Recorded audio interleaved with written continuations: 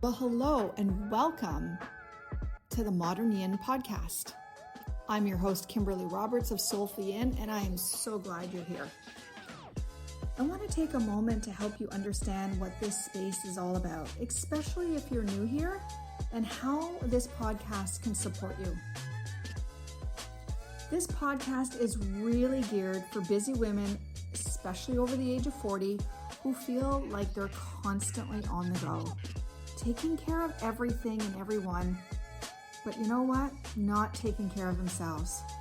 And over time, that can start to look like feeling burnt out, overwhelmed, tense, tired, but wired, or just disconnected.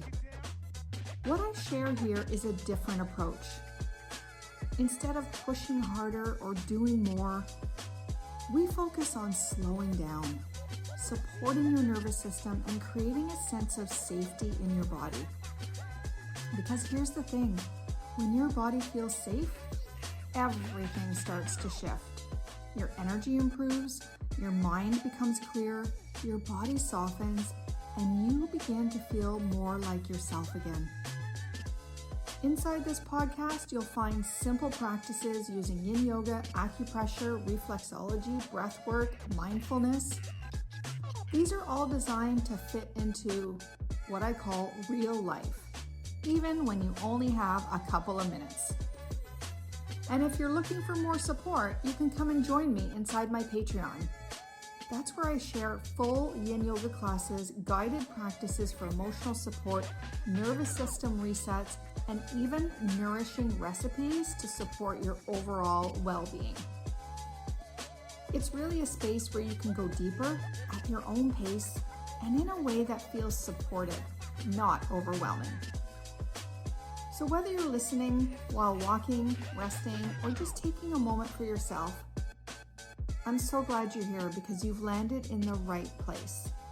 Take a deep breath, let those shoulders soften, and let's begin. Hey there, welcome back to the Modern Yin Podcast. I'm Kimberley Roberts, and I'm so glad you're here this week. So if you've been binging the podcast this month, you've noticed that over the past 2 weeks, we've been exploring what it means to come back to your body. We've been noticing just how much time we spend living in our heads. No judgment there. Last week, we talked about learning to listen to our bodies and recognizing that they've been communicating with us all along. Like really, 365, 24/7. So today, I'd really love to continue that conversation by talking about something I hear literally almost every single day, whether it's in my reflexology clinic or maybe it's a student online in one of my live stream classes, or maybe she comments after doing a video, or sometimes literally I'm in the elevator at my condo building and someone will say, I'm just so tired. Like, not sleepy. And not because I stayed up too late. It's like, it's a different kind of tired. It's like that kind of tired that settles like deep into your bones. Like deep in the body. And it's also the kind that isn't fixed by another cup of coffee or another weekend. And it's the kind of tired that so many women are carrying around, convincing themselves that, you know what, it's just because I'm getting older. In fact, when I was in the elevator last week, there was a woman that was in there and she said she was in her pajamas and she was going downstairs to get her mail from the mail room. And she said, I'm so freaking tired. And she said, I think it's just because I'm getting old. And, you know, I didn't say anything to her, but I thought to myself, what if it isn't? What if it's nothing to do with the fact that you're getting older? And here's the thing. I don't know this woman, but based on what she said, I started to think about something. And I was like, we've kind of normalized exhaustion. Like on Instagram, I'll see all these little funny little memes that'll come up about, like during the week and you're tired and where's the weekend, and all of a sudden it's Sunday night and you're like, oh, I'm still exhausted and now I got to go back to work next week. But like literally, like even Instagram memes have normalized exhaustion. And we kind of wear it like a badge of honor. And we celebrate the productivity. It's like, woohoo, look at how much stuff I got checked off the box today. I'm so good. I'm so productive. And we admire people who just seem to keep going no matter how little sleep they've had. And many of us have also spent so many years putting everybody else's needs before their own that when their bodies began to actually ask for rest, the first instinct wasn't to listen. It was to negotiate. How many times have you negotiated rest? Oh, I'll just get this done, then I'll rest later. Oh, I just need to get these 2 things left done on my task list, or I just need to get through this week, then I'll rest on the weekend. Oh, you know what? This month was really busy, so next month I know things are going to slow down. I'll rest then. But somehow, guess what? Next month never arrives because there's always something else happening, and all of a sudden we put rest to the side and we stay in that productivity mode. But here's the thing that I want to say. Exhaustion, fatigue, it's actually communication. And one of the biggest mindset shifts that I ever experienced was realizing that fatigue isn't always the problem. Get that?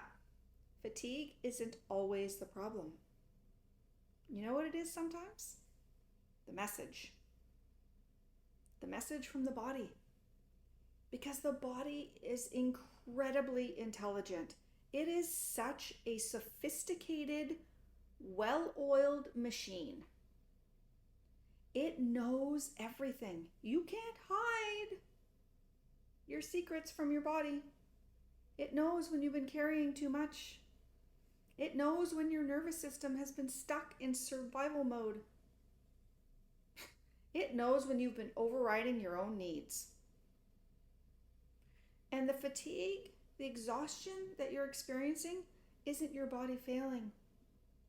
If anything, and most often, it's your body going, hello, can you hear me? I'm asking for help here. And talking about Instagram memes, I see a lot of memes that talk about, well, rest isn't laziness. Ha ha ha ha ha. Right? And it's almost like a joke. But I'm like, I think this is actually really important for women to understand. Because for a lot of us, myself included, we're raised to be productive, right?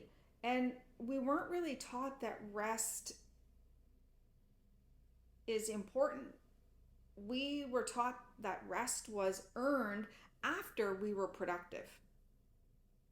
That we deserve it only after everything is finished. But everything is never finished. That's the truth. Like, there's always going to be another email, another load of laundry, another responsibility. Like, there's always going to be shit that has to get done. So when I realized that, I was like, well, if I wait till everything is done, I'm never going to rest. And I was like, wait a minute. That doesn't make sense. And I realized that rest isn't some kind of reward. It's not like a treat you get, right? It's actually a biological need. It's just like breathing eating, drinking water, sleeping. Like, and talking about sleeping, that's not the only place where we get rest. Because here's the thing, a lot of us don't even get decent rest when we're asleep. If you're someone who tracks your sleep in some kind of device, you'll see like how much light sleep are you in compared to REM sleep versus deep sleep. Like, so rest during the day is also necessary. And that's what Yin Yoga has taught me, is that it gives me the permission to say to my nervous system, hey, you don't have to perform. You're not a circus act. There's nowhere that I need to go and rush. In Yin, there's nothing that I need to achieve. There's nothing to prove. It's literally just an opportunity to pause, soften, listen, breathe, and to let your body remember what safety actually feels like. Because sometimes that's exactly what exhaustion has been asking for all along. To soften, to breathe, to let the body remember what safety feels like, to listen. Like, and here's your invitation. I'd really love to leave you with a question, something for you to contemplate, okay?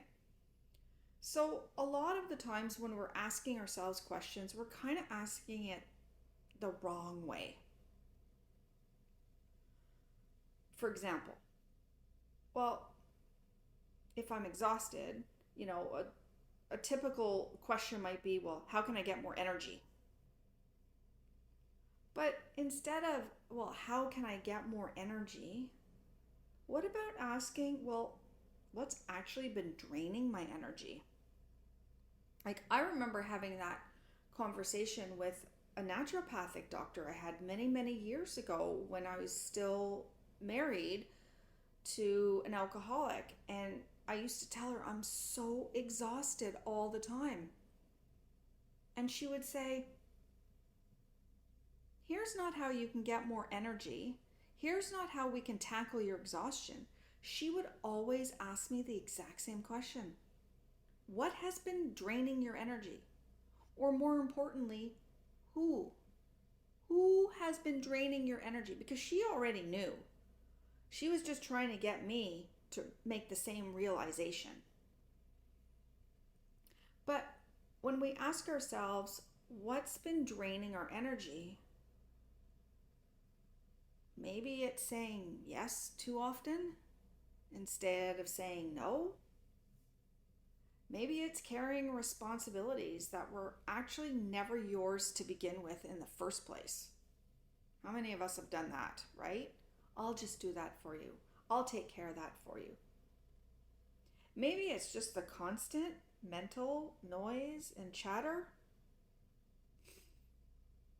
Maybe it's poor sleep, not enough sleep, not giving yourself the time to sleep.